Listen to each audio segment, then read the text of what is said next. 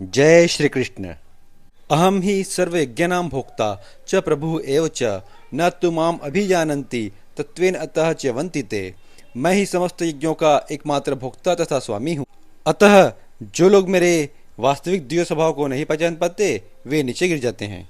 यहाँ यह स्पष्ट कहा गया है कि वैदिक साहित्य में अनेक प्रकार के यज्ञ अनुष्ठानों का आदेश है, किंतु वस्तुतः वे सब भगवान को ही प्रसन्न करने के निमित्त हैं। यज्ञ का अर्थ है विष्णु। भगवत गीता के 3 अध्याय में यह स्पष्ट कथन है कि मनुष्य को चाहिए कि यज्ञ या विष्णु को प्रसन्न करने के लिए कर्म करें, किंतु अल्पज्ञ इस तथ्य से अवगत न होने के कारण क्षणिक लाभ के लिए देवताओं को पूजते हैं, जिससे इस शरीर को त्याग करने के बाद वे देवलोक को जाते हैं और पुनः अपने पुण्य कर्मों का फल क्षीण होने के बाद पृथ्वी पर लौट आते हैं। यान्ति देवव्रता देवान पितॄन यान्ति पितृव्रता भूतानि यान्ति भूतेज्या यान्ति मत याजिनो अपि माम। जो देवताओं की पूजा करते हैं वे देवताओं के बीच जन्म लेंगे, जो पितरों को पूजते हैं वे पितरों के पास जाते हैं, जो भूत प्रेतों की उपासना करते हैं वे उन्हीं के बीच जन्म लेते हैं, और जो मेरी पूजा करते हैं वे मेरे साथ निवास करते हैं। इस श्लोक के माध्यम से यह समझना सुगम है कि जब देवताओं की पूजा करके कोई स्वर्ग प्राप्त कर सकता है तो फिर कृष्ण की पूजा करके कोई गोलोक को प्राप्त क्यों नहीं कर सकता। यह श्लोक बहुत ही स्पष्ट है कि जो जिसकी पूजा करता है मृत्यु के पश्चात वह उसी के लोक को प्राप्त करता है।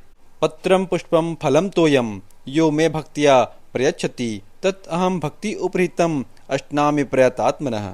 यदि कोई प्रेम तथा भक्ति के साथ मुझे पत्र पुष्प जल या फल प्रदान करता है तो उसे मैं स्वीकार करता हूँ।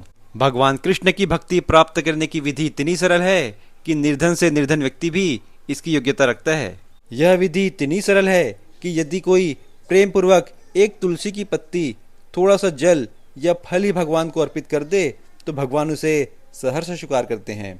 अतः किसी को भी कृष्ण भावनामृत से रोका नहीं जा सकता, क्योंकि यह सरल है और व्यापक है। यत् करोषि यत् अश्नासि यत् जुहोषि ददासि यत् तपस्यसि कौन्तेय तत्कुरुष्व मत अर्पणम। हे कुंती पुत्र, तुम जो कुछ करते हो, जो कुछ खाते हो, जो कुछ अर्पित करते हो या दान देते हो और जो भी तपस्या करते हो उसे मुझे अर्पित करते हुए करो।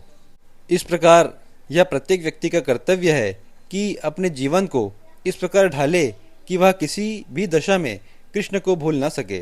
प्रत्येक व्यक्ति को अपने जीवन निर्वाह के लिए कर्म करना ही पड़ता है, और कृष्ण यहाँ पर आदेश देते हैं कि हर व्यक्ति को कृष्ण के लिए ही कर्म करना चाहिए। प्रत्येक व्यक्ति को जीवित रहने के लिए कुछ न कुछ खाना पड़ता है, अतः उसे चाहिए कि कृष्ण को भोग लगाकर प्रसाद के रूप में भोजन ग्रहण करे। प्रत्येक व्यक्ति को कुछ न कुछ धार्मिक अनुष्ठान करने होते हैं, अतः कृष्ण की संस्तुति है कि इसे मेरे लिए करो, यही अर्चन है। गीता के श्लोकों को क्रमशः सुनने के लिए आप हमारे प्लेलिस्ट पर जा सकते हैं। राधे राधे।